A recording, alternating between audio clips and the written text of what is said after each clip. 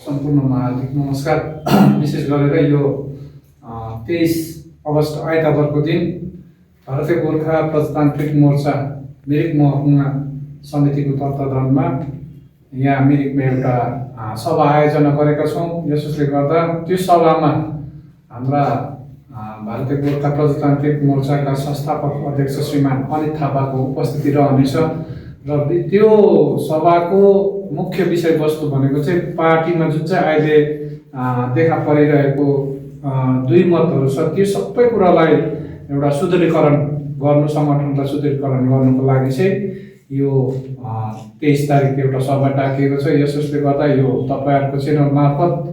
मिरिक महकुमा अन्तर्गत रहेका सम्पूर्ण भारतीय गोर्खा प्रजातान्त्रिक मोर्चाका भातृ सङ्गठनहरू, युवा शक्ति, नारी शक्ति, ट्रेड युनियन, टिचर्सहरू सम्पूर्णलाई मिरिकको जगजित होटेलको प्रेक्षागृहमा उपस्थित भइदिने हामी यहाँबाट अनुरोध गर्दछौँ र समय रहेको छ बिहान 11 बजेदेखि सुरु भएर 1 बजीसम्म चल्ने। के कस्ता विषयहरू चाहिँ सेन्ट्रल स्टेजमा चर्चा हुने सम्भावनाहरू रहेको छ त? विषयवस्तुहरू त्यो दिन थुप्रै नै छ। पार्टीको एउटा सङ्गठन सुदृढीकरण त छँदै नै छ र यो जुन चाहिँ एउटा सरकार परिवर्तन भएपछि साधारण नागरिकहरूले जुन समस्याहरू भोग्नु परिरहेको छ, योभन्दा अगाडिको विगतको सरकारमा थुप्रै प्रकारको सहुलियतहरू मानिसहरूले पाइरहेको थियो भने त्यो सहुलियतहरूलाई चाहिँ दोबारा गरेर दिने सरकारको जुन चाहिँ अहिलेको वर्तमान सरकारको त्यो जति पनि बाचाहरू थिए हालसम्म पुरा नभइरहेको हामीले यहाँबाट पाइरहेको छौँ। यहाँनिर एउटा एसआइआर सम्बन्धमा मान्छेको जुन चाहिँ भोटर लिस्टमा नामबाट डिलिट भएको छ, यो विगत 4 अक्टोबरमा जुन चाहिँ त्यो पहिलोहरू गएर मान्छेले जुन चाहिँ एउटा भिक्टिम्सहरूले पाउनुपर्ने सहुलियत आधा पाएर आधा नपाइरहेको छ, यो विषयहरूमाथि पनि हामी एकदमै चर्चा परिचर्चा गर्नेछौँ। र मेन गहन विषय चाहिँ गोर्खाहरूले यत्रो वर्षदेखि बिजेपी सरकारलाई एउटा जुन चाहिँ दिएको बलिदान दिएको एउटा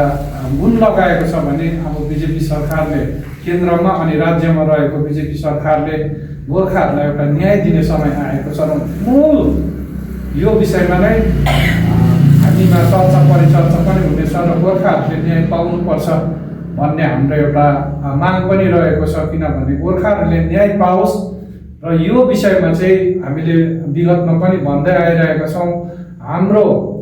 भारतीय गोर्खा प्रजातान्त्रिक मोर्चाको चाहिँ जिटिएमा बोर्डको बहुमत रहँदै हाम्रो पार्टीको सभासदहरू भएर उहाँहरूको एउटा कार्यकाल रहँदा पनि सम्पूर्ण भारतभरि छरिएका गोर्खाहरूले न्याय पाउनुपर्छ भनेर अनित थापाज्यूले जुन चाहिँ रिजाइन गरेर उहाँले यहाँनिरबाट राजीनामा दिइसकेपछि साँच्चै नै अब चाहिँ हामीले गोर्खाहरूले एउटा न्याय पाउँछ भन्ने आशा रहेको छौँ र त्यो दिनको मुख्य विषयहरू यस्तै प्रकारको रहनेछ।